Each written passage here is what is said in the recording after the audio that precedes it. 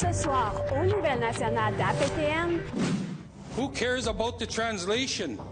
If we have a resolution that's there in English, let's go with it. La langue française divise les communautés autochtones francophones et les communautés autochtones anglophones à l'Assemblée des Premières Nations. La conférence de l'Organisation des Nations unies sur la biodiversité, COP15 à Montréal. Puis, un résumé de la déclaration du plan d'action sur la biodiversité pour la prochaine décennie. Kwe, bonjour. Je m'appelle Shushan Bacon et je vous souhaite la bienvenue aux Nouvelles nationales d'APTN. Les langues officielles au Canada divisent la population canadienne au pays, communément appelée les deux solitudes. Et cette division transparaît également parmi les 633 communautés autochtones au Canada. Il y a des communautés autochtones anglophones et il y a des communautés autochtones francophones. Mais les enjeux sont tous les mêmes d'une communauté à l'autre. Voici ce que j'ai préparé pour vous. We should be putting our kids first before process. But again, we're going to deal with everything else except our children. Who cares about the translation? If we have a resolution that's there in English, let's go with it. We are all English speakers here. Thank you. Clairement, le chef d'Albert Wapas était mécontent sur la lenteur que l'Assemblée a pris pour passer une résolution à la dernière Assemblée de l'APN. Mais le fait qu'il blâme la traduction française rappelle de mauvais souvenirs au chef Jean-Charles Pietachot du Conseil des Inuits de Ekwendjik. Et on avait un président, c'était les premières fois qu'on avait la présidence bilingue. Il y a quelqu'un de l'Ouest qui s'est levé en disant à notre président qui parlait français de se taire.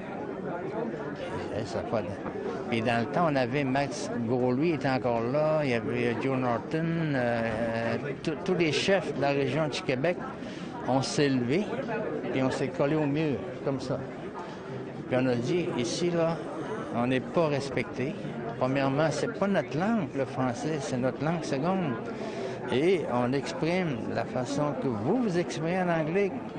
L'anglais, c'est pas votre langue maternelle, mais vous exprimez dans cette langue-là. On respecte, on vous respecte, alors respectez-nous. Chef de sa communauté depuis 1991, Pietachot participe à toutes les assemblées des Premières Nations depuis qu'il est en poste. Il se rappelle que dans ses débuts, il n'y avait pas de système de traduction simultanée et les rapports distribués durant l'Assemblée étaient en anglais seulement.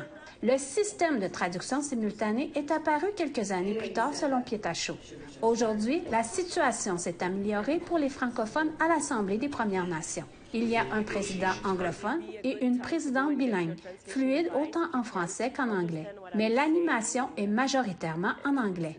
Même si les coprésidents essaient d'inclure la langue française, l'auditoire francophone doit se munir d'un appareil pour comprendre les échanges. Quand tu as l'appareil toute la journée, puis moi je leur dis souvent, vous devriez prendre les écouteurs comme nous on fait. Là. Le chef Wapas n'a pas retourné la demande de commentaire d'APTN. Par ailleurs, le chef régional de l'Assemblée des Premières Nations Québec-Labrador, Ghislain Picard, affirme que la place du français à l'APN a toujours été une source de préoccupation. La langue anglaise n'est pas une langue autochtone. Je pense que si on doit faire valoir l'importance de nos langues, la précarité de nos langues, on doit le faire en respectant l'histoire respective de chacune de nos nations. D'après le chef régional, il explique que la place du français est assurée dans la charte de l'APN, que c'est dans la pratique que le problème persiste. D'une assemblée à une autre, il y a de nouveaux chefs qui se présentent, et plusieurs ignorent même qu'il y a des chefs qui s'expriment uniquement en français. Au Québec, le fait qu'on parle français veut aussi dire qu'on n'a pas choisi notre colonisateur. Toutefois, les chefs de l'APN ne sont pas les seuls à avoir ce réflexe envers la langue française. We don't have any motion on the floor, and the only thing that stands is what... Même sur la diffusion en direct de l'Assemblée sur les réseaux sociaux d'APTN, les commentaires sont négatifs au moment de la lecture d'une résolution lue en français. Pourquoi l'APN priorise le français au lieu de nos langues? Ou concernant l'animation de la coprésidente bilingue. Je suis déçue que la personne qui préside cela, clairement, l'anglais n'est pas sa première langue. Le chef Pietachot préfère s'exprimer en inuimu. Et cet enjeu du français est une lutte supplémentaire pour lui en tant que leader autochtone. Mais est-elle vraiment nécessaire? C'est pas que je fais la promotion de la langue française, surtout pas. Sauf c'est ma langue seconde, puis moi, je veux pas apprendre l'anglais parce que j'ai des raisons pour ça. Il aimerait qu'un jour qu'il y ait un traducteur qui proviendrait de sa région. Il est conscient qu'il y a une multitude de langues maternelles qui se parlent à l'Assemblée des Premières Nations. Mais c'est son souhait. Il le partage tout de même. Shushan Bacon, Nouvelle nationale d'APTN, Ottawa. Nous vous invitons à nous suivre sur les réseaux sociaux. Vos commentaires, suggestions et questions sont les bienvenus. Pour nous joindre par courriel, l'adresse est le info nouvelle au pluriel @aptn.ca. Retrouvez-nous sur Facebook au @nouvelle au pluriel APTN en un mot et sur Twitter @nouvelle au pluriel APTN. La plupart des élèves autochtones peuvent étudier dans leur communauté jusqu'en secondaire 5. Mais lorsqu'ils atteignent le niveau collégial, ces étudiants doivent quitter leur communauté pour aller étudier en ville. Mais à Wemotaci, il y a une classe satellite permettant aux élèves de niveau collégial d'étudier sur place grâce à l'institution Kiona. Voici un autre reportage que j'ai préparé pour vous. Comme mentionné la semaine passée aussi, ce n'est pas des documentaires à voir qui sont obligatoires dans le cadre du cours, c'est facultatif en fait. À la demande de Wemotaci, cette classe est la première classe satellite de l'institution Kiona. Elle offre des services de cours à distance aux élèves de cette communauté ainsi qu'un espace pour y travailler, avec tous les équipements technologiques que ça comprend. Puisque l'institution Kiona se situe à plus de 300 km, soit dans la communauté d'Odanak. On est très ouvert à pouvoir l'offrir dans d'autres communautés. Kim Gabriel est l'agente à l'information de l'institution Kiona. Pour elle, l'objectif de Kiona est de permettre à plus d'étudiants autochtones d'obtenir une éducation postsecondaire. C'est un nouveau projet, ça a été inauguré au mois d'août de cette année, puis c'est venu par un besoin des communautés, justement, pour leurs étudiants qui ont l'occasion de demeurer dans leur communauté, mais tout en poursuivant leurs études collégiales. 2 étudiants sont inscrits dans la classe virtuelle en sciences humaines et 6 étudiants sont en alternance travail-études. La présentation orale. Mais un enseignant donne un cours à distance à partir de cette classe virtuelle. John Evan Kukuchi est Atikamekw de Wemotaci et il est chargé de cours. J'ai un cours de 4 étudiantes en ce moment. Toutes mes étudiantes sont situées en ce moment, elles étudient en fait à Kiuna, donc à Odanak. Kukuchi est à sa première classe en tant qu'enseignant. Il enseigne 3 heures par semaine de manière synchrone l'initiation aux sciences politiques. Je réside à Wemotaci et le fait que j'ai le privilège en fait d'enseigner à Wemotaci. Kukuchi est lui-même étudiant à la maîtrise en sciences politiques à l'Université d'Ottawa. Il avoue qu'il aurait fortement réfléchi à s'inscrire à l'institution Kiona si le même service lui aurait été offert à l'époque. Mais au moins maintenant, d'autres ont l'opportunité qu'il n'a jamais eue. Shushan Bacon, Nouvelle nationale d'APTN, Wemotaci.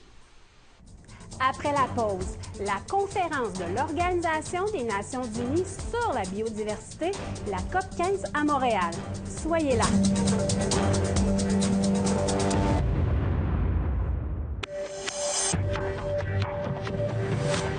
Bienvenue aux Nouvelles nationales d'APTN. Au cours de la 2e semaine de la Conférence internationale sur la biodiversité, la COP15, il y a eu des victoires pour les groupes autochtones, mais certains enjeux persistent. Emilia Fournier en a plus. As Canada has been demonstrating through this COP, must be done in full partnership with Indigenous peoples. Success relies on full engagement, and it demands that we act with the urgency that is required. Lors de la COP15, le gouvernement du Canada a promu la gérance autochtone comme une solution au déclin de la biodiversité. Dans cet esprit, le ministre de l'Environnement, Steven Guilbeault, a annoncé une collaboration entre le Canada, le Manitoba et 4 Premières Nations au nord du Manitoba pour entamer des études afin que le bassin versant de la rivière Seal devienne une aire protégée et de conservation autochtone. What we're trying to do with them, with the government of Manitoba, is what exactly would a protected area, an Indigenous protected area, look like? What would be the boundaries? How do they see the indigenous nations see this happening. The 4 First Nations of the Seal River watershed are offering a gift to the world, the gift of sustaining one of the largest intact watersheds left on the planet. Stephanie Thurasi de la Première Nation Saïsi Dene est la directrice du Seal River Watershed Alliance. Sa nation, avec la nation Northlands Dene, la Première Nation Barren Lands et la nation Cree au Pipanapawin, protège le bassin versant de la rivière Seal depuis des générations. This data that we carry, this indigenous ancient knowledge that we carry is older than the universities out there and the science that's out there. And we really think that now is the time to give it that credit. Le bassin versant de la rivière Seal au nord du Manitoba est environ la taille de la Nouvelle-Écosse, où habitent plusieurs espèces en péril telles que les ours polaires. Mais ce n'est pas tout, dit Guilbeault. It is also one of the richest carbon sinks in the world and would add 0.5 percentage point of protected area towards Canada's goal of 30% by 2030. Il n'y a pas de date fixée pour l'achèvement de l'étude, mais Thurasi dit que les Dene et les Cris continueront de protéger le bassin versant. And I really do think that we're starting to make change. I have hope because I know that the next generations that follow us, the generations that we are striving to save this space for, are going to be the ones that are going to make the biggest change. Alors qu'il y a eu de bonnes nouvelles pour les Autochtones à la COP 15, les Premières Nations au nord de l'Alberta ressentent que le gouvernement fédéral ne les écoute pas quand ça vient au sable bitumineux. Elles sont inquiètes que le Canada considère modifier la loi sur les pêches pour permettre aux compagnies pétrolières de déverser leur eau usée partiellement traitée dans des cours d'eau importantes, sans le consentement autochtone. How does this fit with Canada's messages these past few weeks? Their vision for nature-based solutions, their vision for Indigenous-led conservation and protected areas, especially within a fragile ecosystem such as the downstream Peace Athabasca Delta. Les bassins de résidus sont des dépôts d'eau toxiques utilisés dans l'extraction du pétrole des sables bitumineux que les compagnies pétrolières accumulent depuis des décennies. This is over 300 square kilometers of boreal forest. Selon Melody Lepine de la Première Nation Misiku, les bassins de résidus ont causé des taux élevés de maladies auto-immunes et cancers dans les communautés en aval, et que versant ces eaux usées, même partiellement traitées, dans la rivière Athabasca, pourrait empirer les effets sur la santé. We have intervened, voicing concerns about the growth and management of these tailings, and here we are somewhat 40-something years later with only one option forced upon us, and that is to now treat and release these massive tailings ponds. Les Premières Nations affectées sont en consultation avec le gouvernement, mais Le Pen dit que les autres options pour vider les bassins de résidus ne sont pas explorées. C'est possible de purifier les eaux dans les bassins de résidus au point où elles sont potables, mais c'est cher. Cependant, puisque les 7 plus grandes compagnies pétrolières ont fait plus de 170 milliards de dollars américains en profit dans les premiers 9 mois de 2022, Campaign for Nature suggère qu'elle pourrait se permettre de dépenser plus quand ça vient à l'environnement. If we want to find a source for increased finance for biodiversity, it's simple. Let's place a windfall tax on those companies that have driven biodiversity loss, primarily the oil and gas companies and the mining companies. They have made massive profits in the last year, while the rest of the global economy has suffered. Le PIN dit que l'Alberta n'a pas libéré assez de fonds pour le nettoyage des bassins de résidus et dit que le gouvernement fédéral pourrait aussi fournir des fonds.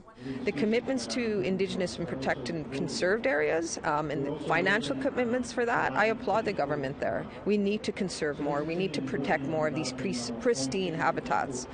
But at the same time, let's not forget about the disturbed, highly toxic places. Emilia Fournier, Nouvelle nationale d'APTN, Montréal. Les peuples autochtones représentent environ 4 % de la population mondiale, mais ils protègent environ 8 % de la biodiversité de la planète. Et au sommet de la COP 15 à Montréal, ils appellent à protéger les poumons de la Terre, la forêt amazonienne. Voici un reportage de Lindsay Richardson. Il s'agit d'une contradiction flagrante mise en évidence au cours du sommet de la COP 15.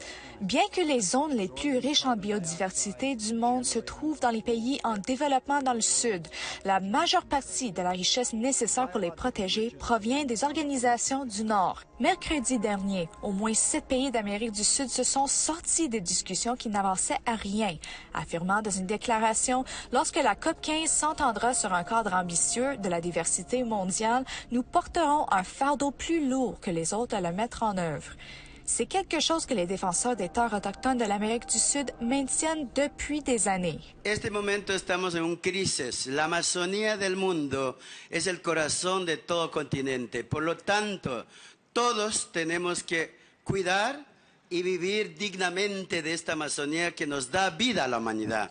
Les statistiques récentes montrent que plus de 11 600 km² de forêts amazoniennes ont été détruits au cours de la dernière année. On estime que 45 % de la forêt amazonienne intacte se trouve dans les territoires autochtones. C'est pourquoi les groupes autochtones estiment être des acteurs clés dans la conservation. Hay que olvidar la historia que pasó. Ahora hay que deponer los intereses personales. Ahora tenemos que crear un nuevo camino entre todos. Indígenas, no indígenas, jóvenes, hombres, mujeres, sabios y sabias, empresarios, tenemos que juntos crear un nuevo camino. La forêt amazonienne s'entend sur 9 pays. Certains, comme l'Équateur, ont réussi à l'empêcher l'extraction des ressources. D'autres, comme le Brésil, ont eu moins de chance. Nós tivemos, durante o governo Bolsonaro, muitas empresas do norte global influenciando diretamente nos nossos territórios indígenas a invasão para a mineração ou para a produção de commodities. Só que tudo isso resultou em muita violência e morte dos nossos povos, mulheres, crianças, os nossos anciãos.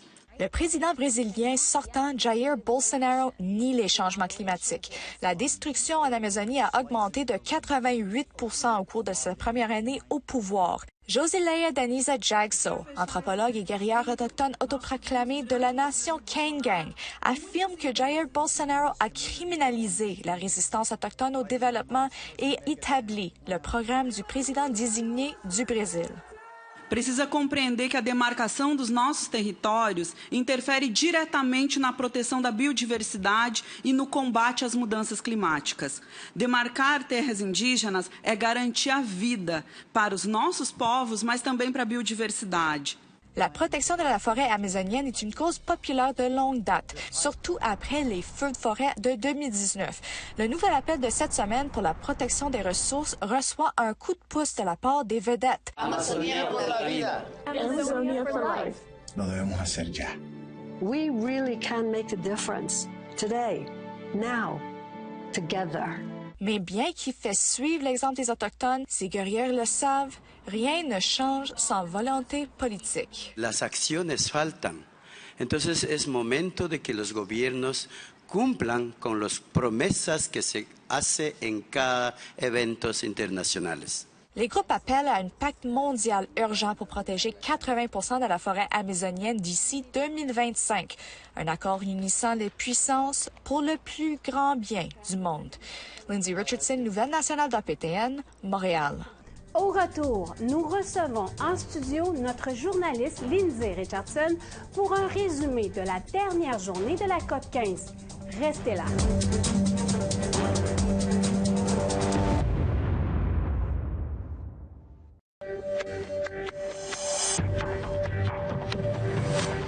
Bienvenue aux Nouvelles nationales d'APTN. Aujourd'hui, nous recevons Lindsay Richardson, notre journaliste, qui est ici pour venir nous résumer la dernière journée de la Conférence internationale sur la biodiversité de Montréal, la COP 15. Grosse annonce, Lindsay? Oui, Shushan, après quelques semaines de discussion, même on peut dire de division, les 196 pays impliqués dans le sommet ont finalement convenu une entente qu'on peut appeler 30 avant 30. C'est-à-dire que le but après aujourd'hui, c'est de protéger 30 % des airs et 30 % des eaux avant 2030. Par contre, ce n'est pas un fait accompli, ça va prendre beaucoup de financement. Puis c'est une contradiction que nous avons discuté à plusieurs reprises pendant le sommet, c'est-à-dire que les États qui sont plus riches en biodiversité sont les plus exploités par les corporations de ressources naturelles. Donc maintenant, avec cette entente, les pays développés, c'est-à-dire en Europe, Canada, les États-Unis, doivent investir au moins 20 milliards de dollars par année allant jusqu'à 2025, puis ensuite ça va augmenter à 30 milliards de dollars jusqu'à 2030. Donc oui, c'est un pas vers l'avant. Dans la déclaration, y a-t-il mention sur les peuples autochtones? Mais la déclaration sur les droits des peuples autochtones des Nations unies a déjà réaffirmé qu'on a une obligation de consulter ou de suivre les conseils des Nations autochtones quand ça concerne les projets de développement, de conservation. Donc, cette fois-ci, on a vu le même soutien, mais on a réaffirmé encore qu'ils sont vraiment les acteurs principaux dans les efforts de conservation. Donc, vraiment, c'était juste un message répété, mais avec plus sérieusement, on peut dire. Puis, oui. Donc, les peuples autochtones, comme on avait déjà constaté, ils constituent au moins 4% de la population mondiale, mais ils sont responsables pour au moins 8% des terres mondiales. Donc, encore, c'est un pas vers l'avant, mais on a un peu de temps à attendre jusqu'ici, jusqu'à 2024, pour voir si les pays, leurs plans qu'ils vont présenter, ont inclus les Premières Nations. Merci beaucoup, Lindsay. Et y a-t-il autre chose à savoir? Oui, il y a encore des réactions. On est en train de recueillir sur le terrain. Donc, voici quelques réactions, quelques commentaires de les gens qui sont à l'appel de congrès actuellement. The big news this morning, I really feel hopeful for the first time in a really long time. And I'm really excited to see, where this collaboration can go. And I'm really encouraged by the addition of Indigenous people being mentioned throughout the document. We want to be equal with science, but we don't want to be absorbed by science. Science cannot be end all. There's other knowledge there that exists that's older than science, and that's our knowledge. So that's what we bring into this collaboration. If Crown governments are serious about honoring the promises that were made when we signed the treaty back in the year 1900, this is the last chance. This is the last place to do that. If we don't get protections for Bistieux Lake, we fear that our treaty promises may not be able to be kept. So over the next 2 years, parties and an ad hoc technical expert group will evaluate the existing role of Indigenous peoples and local communities and traditional knowledge and evaluate whether that can be indeed expanded and move forward. And the proposal will come to COP16. We want you to all go home on a happy note. We don't want you to go away from here with heavy hearts. We want you to go here that we met each other and we are with each other. We're sisters worldwide. That's really cool.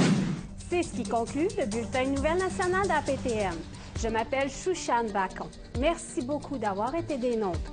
Toute l'équipe de Nouvelles nationales d'APTN vous souhaite un très joyeux Noël. Yamé!